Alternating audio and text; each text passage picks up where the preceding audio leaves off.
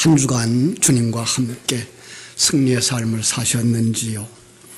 여러분들이 함께 하시는 하나님을 느끼면서 살았는지 지난 주일날 제가 물었던 질문이기도 합니다.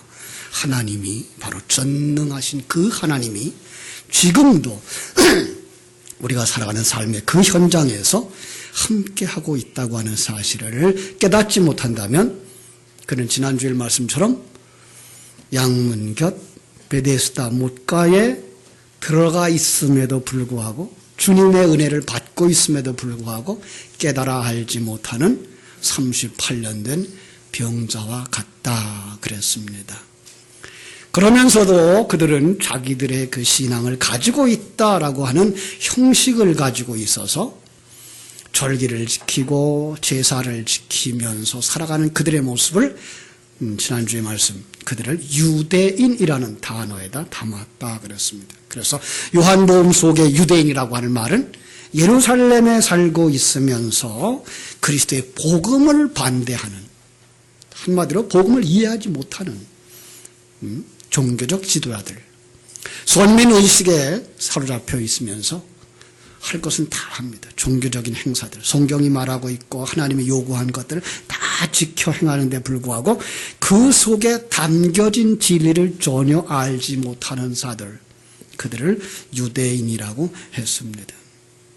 그래서 그것은 아니다 라고 하는 이야기를 병자를 안식일에 고쳐주는 일로 보여주고 있는 것이죠. 그리고 안식일은 곧 모든 명절의 공통분모라 그랬습니다. 그래서 모든 절기들, 다시 말하면 구원받은 하나님의 백성들의 천국의 삶을 보여주는 건데 그 이야기가 이제 요한복음 9장부터 10장까지의 내용 속에 들어있다 그랬습니다.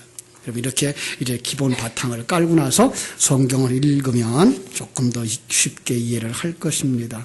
오늘은 이러한 안식일을 절기, 유대인, 그 다음에 38년 된 중풍병자 같은 이해 위에다가 또 하나의 표적을 연결시켜서 이제 그 표적이라는 말을 하고 있는 것. 그래서 네 번째 표적입니다. 자, 표적이라는 말은 요한복음 1장 50절, 51절과 연결시키라 그랬습니다. 인자 위로 천사들이, 하나님의 사자들이 오르락 내리락 하는 것, 더 큰 일을 보게 되는 것이 표적이다 그랬습니다.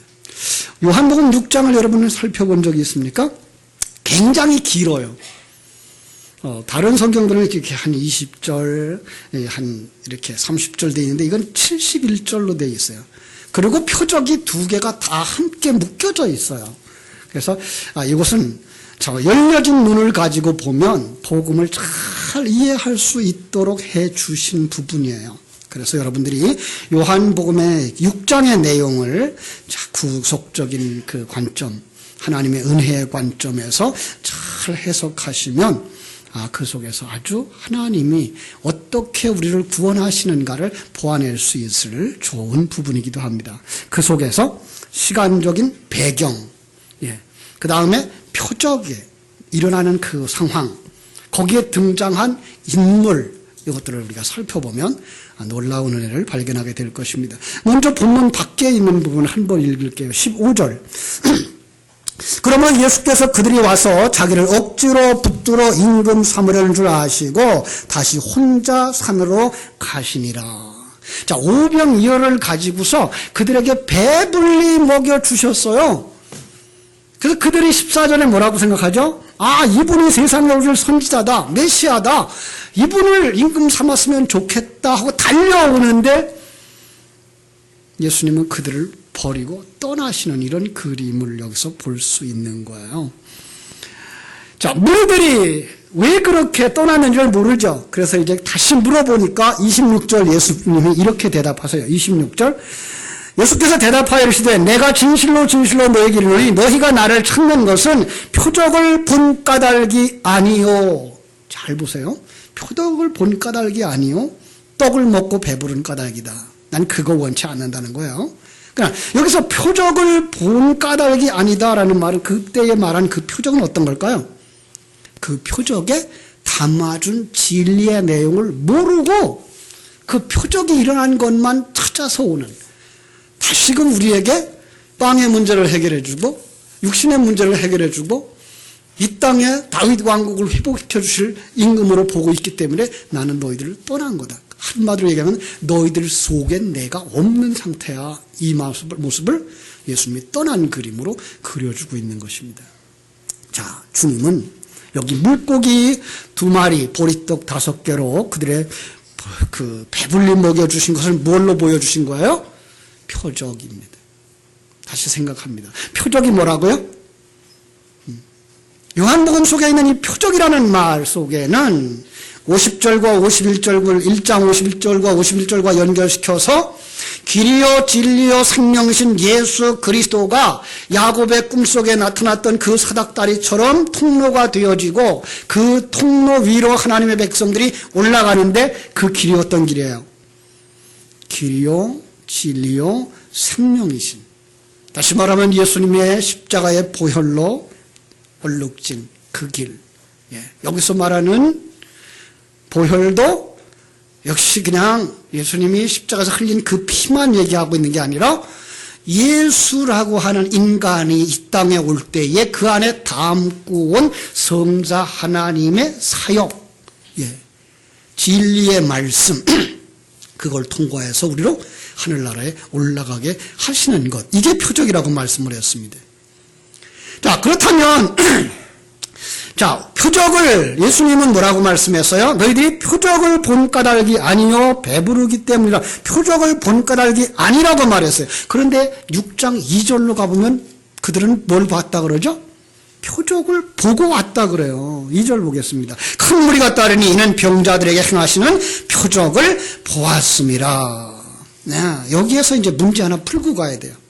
표적이라는 단어가 성경 속에 나올 때에 2가지 의미를 가지고 있다는 거죠. 하나는 어떤 거예요? 열린 눈을 가진 사람들에게 그 표적을 통해서 우리가 이런 존재였는데 예수 그리스도의 사역을 통해서 우리가 그리로 통과함으로 말미암아 하나님의 백성이 되어지고 완성되어지는 것이구나를 보여주는 그림, 이게 표적이고요. 또 하나의 표적은 지금 이들이 따라왔던 그 표적, 그들이 보고 따라왔던 표적, 병든 자가 낫고 배고픈 자에게 양식을 주어주는 그런 일들, 능력을 행하는 그 행위를 가져다가 표적이라고 말한다는 거죠. 그러니까 예수님은 그들에게 표적을 본 것이 아니오라고 한 말은 그 표적 속에 진리를 담아준 걸 아는 사람들이 아니라는 이야기고, 그들이 표적을 본 까닭에 예수님을 따라왔다는 얘기는 그들은 예수님이 병 고치는 그 능력을 행하는 자라고, 이 세상의 문제, 보이는 문제를 해결해 주는 자라고 보고 따라왔다라고 하는 얘기가 되는 것입니다. 자, 이제 본문으로 들어갑니다. 1절을 제가 읽어드릴게요. 그 후에 예수께서 디베랴의 갈릴리 바다 건너편으로 가시매, 여러분 이스라엘 지도를 좀 한번 그려보세요. 가운데 요단강이 있어요. 그죠? 요단강 서편이 하나님이 본래 그들에게 주기로 한 젖과 꿀이 흐르는 땅, 약속의 땅, 천국을 상징하는 곳이고요. 그럼 거기를 건너면, 요단강을 거기서부터 건너면 어디로 가요? 동쪽으로 가는 것이죠. 그 동쪽은 광야를 상징하고 있는 거예요. 그래서 오늘 이 본문이 여러분 그 6장 1절 앞에 보면 마가태복음 14장, 마가복음 6장, 누가복음 9장 이렇게 해서 모든 성경에 설명되어 있다고 하는데요. 제가 마가복음 6장 35절로 36절을 보니까 거기 이렇게 표현되어 있어요. 때가 저물어가며 제자들이 예수께 나와 여짜오되 그곳은 빈들이요 그래요. 빈들. 때도 저물어 가니 무리를 보내어 두루 촌과 마을로 가서 무엇을 사먹게 하옵소서, 이런 말이 나와요. 여기에 빈들이라는 단어가 에레누스라는 단어인데 이게 광야라고 번역될 수 있는 단어예요. 그러니까 여기는 뭐예요? 광야니. 자, 광야 생각했어요. 그리고 거기다가 지금 예수님을 통해서 뭘 줘요? 먹는 걸 줘요. 요한은 이러한 그림을 이렇게 묘사해 가면서 우리를 어디로 이끌고 가는가 하면은 출애굽기의 과정으로 우리를 이끌어 가요. 출애굽한 이스라엘 백성들이 홍해를 건너고, 그죠? 그 다음에 나온 것이 어디예요? 광야예요. 출애굽기 15장에 보면 그들은 광야로 나와서 물을 찾다가 이제는 물이 없어요. 그죠? 광야에 물이 흔치 않거든요. 그래서 물을 찾다가 마라까지 왔어요. 마라에 오니까 뭐가 있어요? 물이 있어요. 그런데 쓴 물이라 마실 수가 없는 거예요.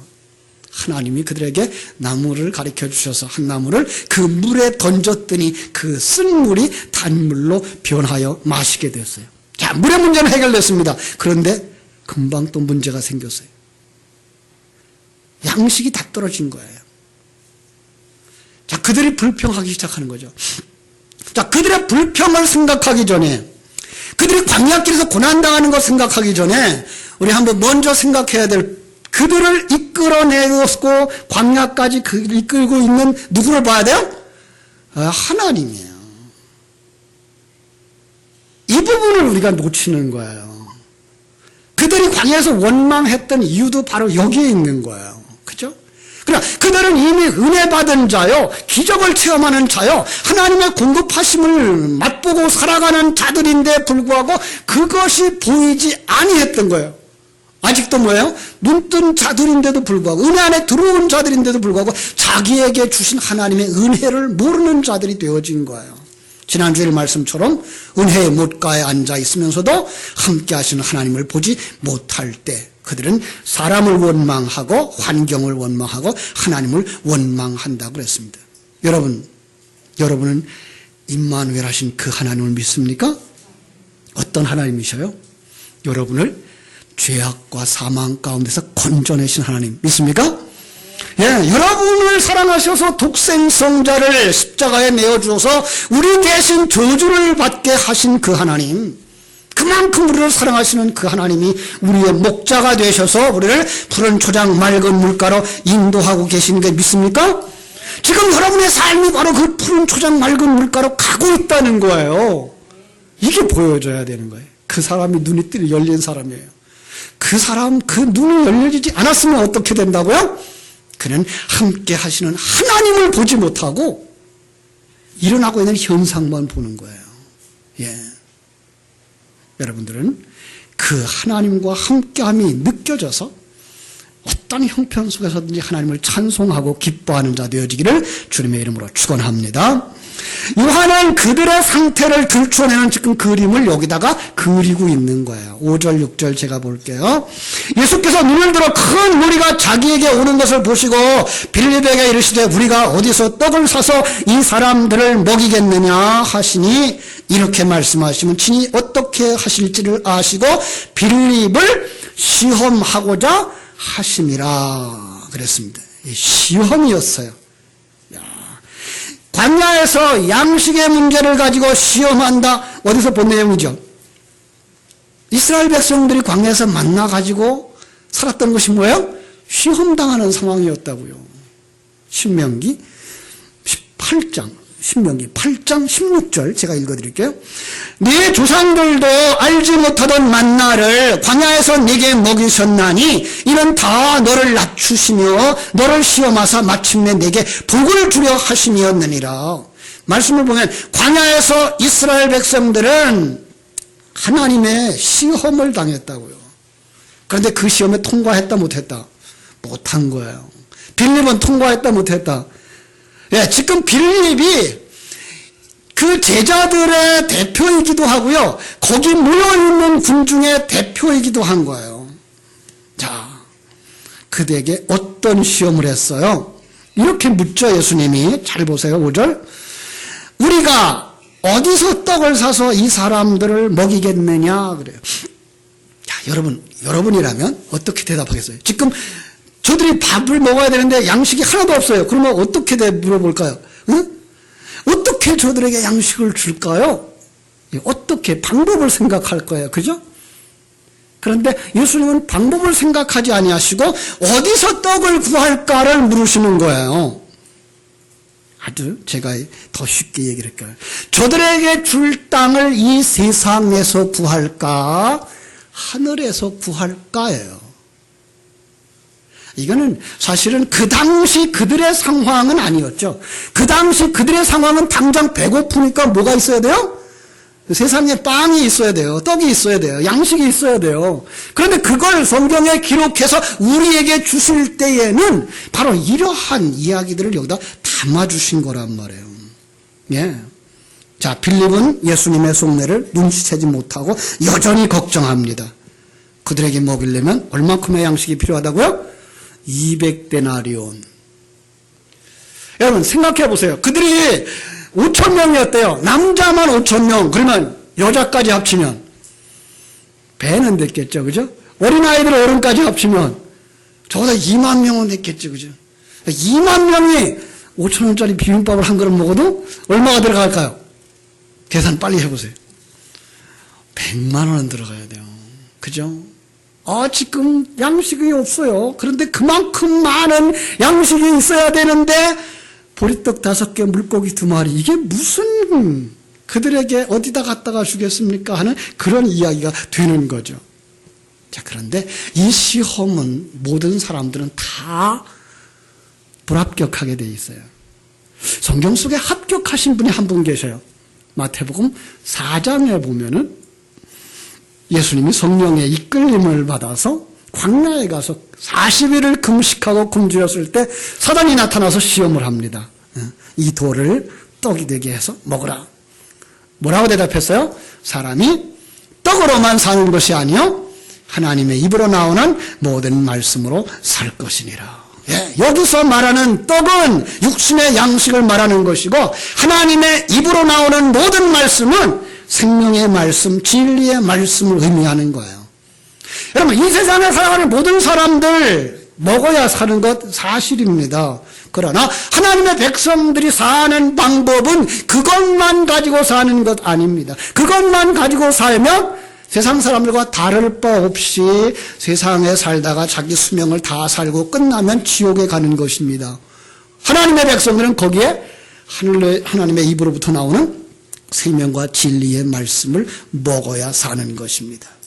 자, 그때에 안드레가 보리떡 5개, 물고기 2마리를 가지고 나오면서 누가 가져왔다 그러죠? 어린아이의 양식입니다. 이걸 보리떡 5개, 물고기 2마리와 그들에게 필요한 양식을 대비해 보면 그건 아무것도 아닌 작은 것 이렇게 볼 수 있습니다만은 성경은 그보다 더 중요한 이야기를 우리에게 하고 있는 것입니다. 여러분, 오병이어와 요한은 지금 오병이어와 광야를 이야기하면서 무엇을 이야기하고 있는 거죠?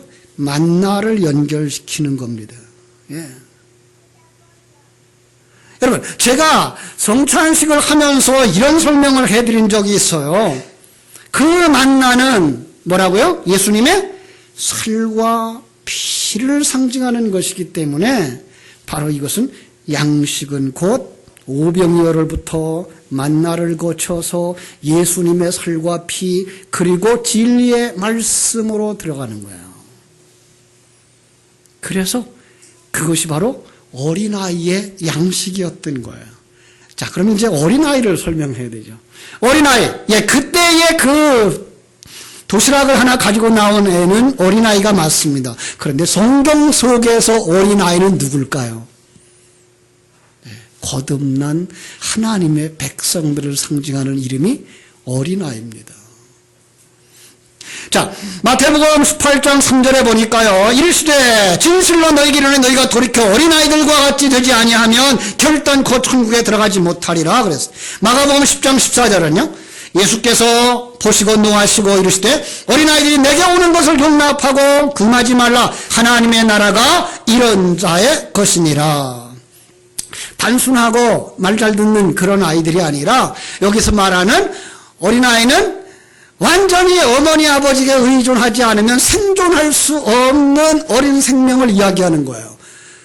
다시 말하면 성도들이라고 하는 존재가 이제 내가 내 힘을 의지해서는 천국의 생명을 가질 수가 전혀 없구나. 그래서 온전히 하나님만 전적으로 의지하는 자들, 그들을 성경은 작은 자, 어린아이 이렇게 설명한 거예요.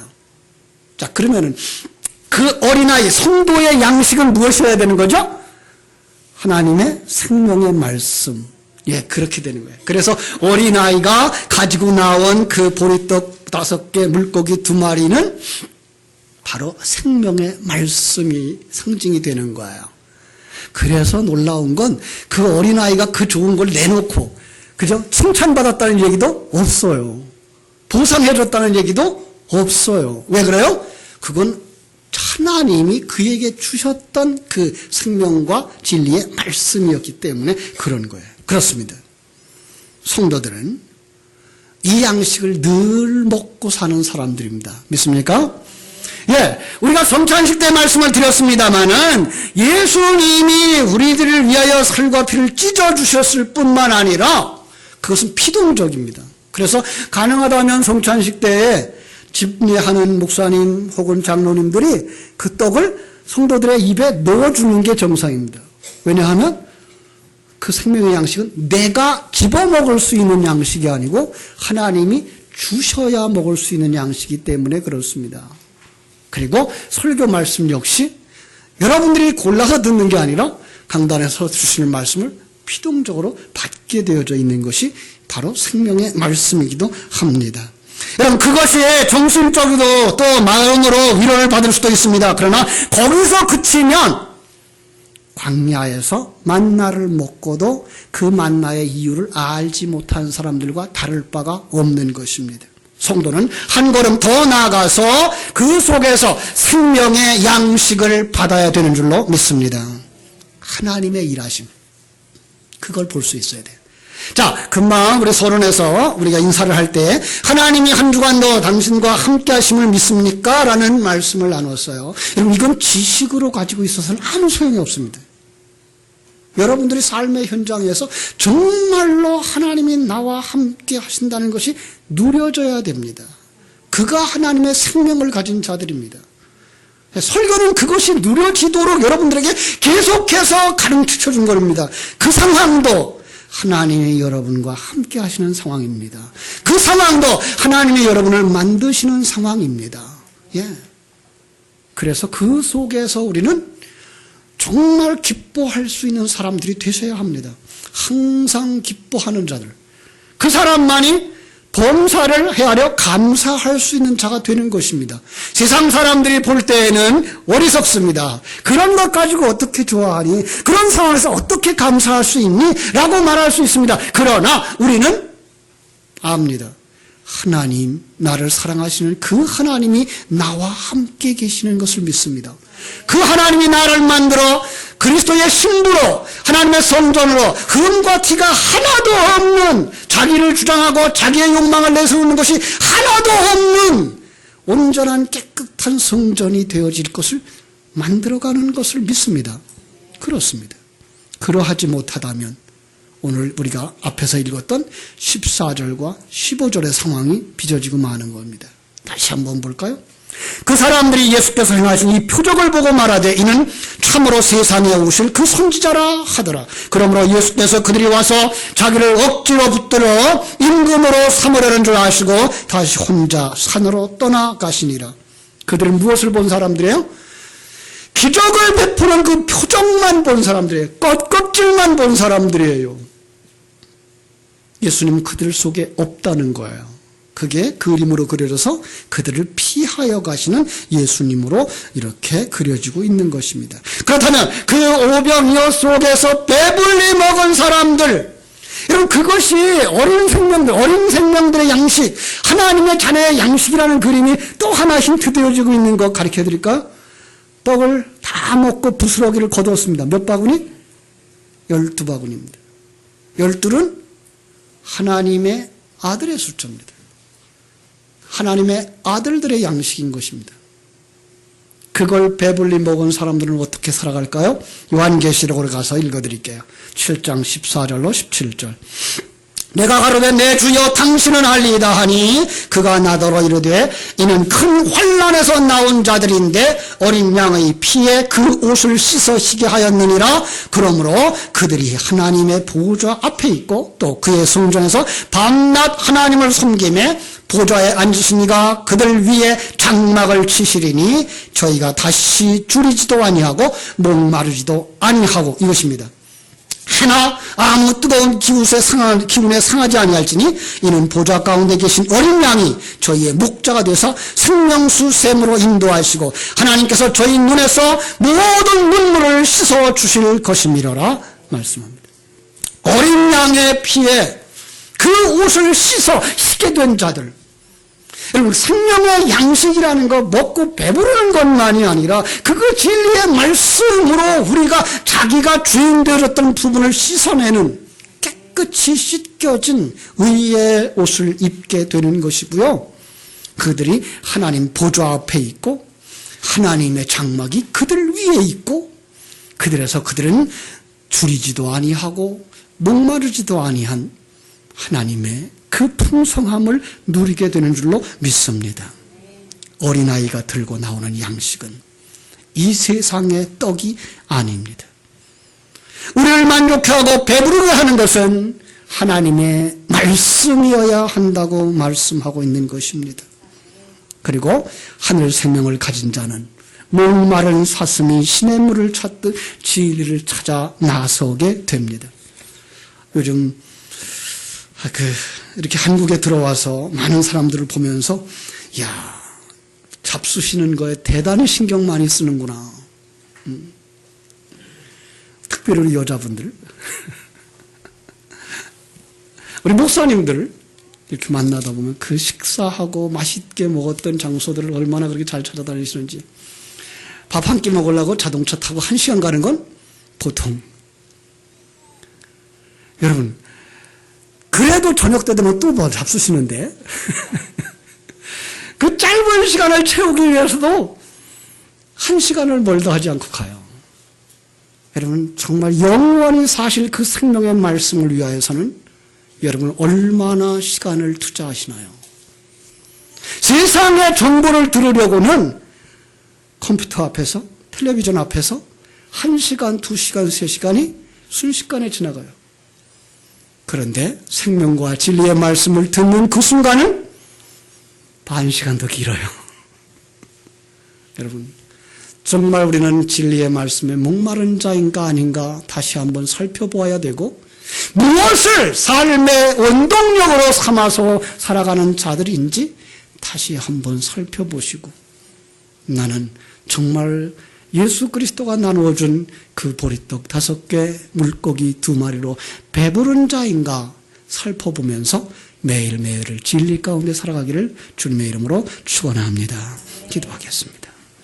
하나님 우리 아버지, 오병이어의 표적은 궁핍한 이들에게 작은 어떤 것을 드렸더니 하나님이 축복하심으로 말미암아 필요를 채우도 남는 물질이 되었다라는 세상에 보이는 것들만 설명하고 있는 것이 아니라 그 속에 하나님의 생명, 진리의 말씀이 주어짐에 그것으로만 사람들이 살 수 있다고 하는 놀라운 진리의 말씀이 들어있는 표적인 줄을 다시 한번 깨달아 알 수 있게 해주시니 감사합니다. 아버지, 그리고 우리가 세상의 것으로 배부르기 위해서 찾아다니는 자들이 아니라 하나님의 양식으로 배부르기를 위해서 사모하는 자들로 변화되게 하여 주시옵소서. 그렇지 않으면 우리가 혹시라도 하나님과 동행하지 못하고 있지는 않은지 자신을 살펴볼 수 있는 자들이 다 되게 하여 주시기를 소원합니다. 주께서 은혜 사모하는 모든 심령들 속에 먹고도 남을 만한 풍족한 양식을 늘 내려 주시옵소서. 예수님의 이름으로 기도하옵나이다. 아멘.